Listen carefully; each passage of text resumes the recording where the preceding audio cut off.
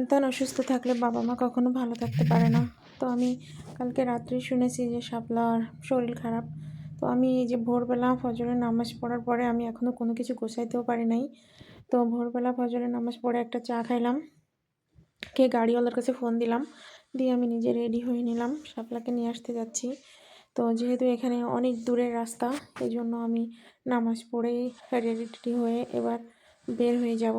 তো এই যে বাইরের অবস্থা দেখতেই পাচ্ছেন, এখনও সকাল হয়নি, এখনও অন্ধকার, ঘুটঘুটে অন্ধকার মনে হচ্ছে। তো এই অবস্থায় গাড়িওয়ালার আসতে একটু দেরি হচ্ছিল বলে আমি এগিয়ে যাচ্ছি সামনে ওর বাড়ি। তো দেখেন কি পরিমাণ শীতের সকালে কি পরিমাণ কুয়াশা। আমার এমনিতে একটু ঠান্ডা সমস্যা আছে, তারপরেও একেবারে চাদর টাদর পরে প্যাকেট স্যাকেট হয়ে বের হয়েছি, ভালো কোনো কিছু দেখাও যাচ্ছে না। তো আমি বাজারে এসে দেখলাম যে একটা হোটেল খোলা আছে।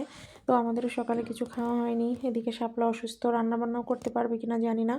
এই জন্য আমি এখান থেকে আধা কেজি মিষ্টি এবং 10টা পরোটা আর কিছু ডাল সবজি নিয়ে নিলাম। তো শাপলাদের বাসায় গিয়ে খাওয়া দাওয়া করে এবার শাপলাকে নিয়ে চলে আসছি। শাপলা কিছুই খাচ্ছে না, তো ওর জন্য কিছু ফল কিনবো।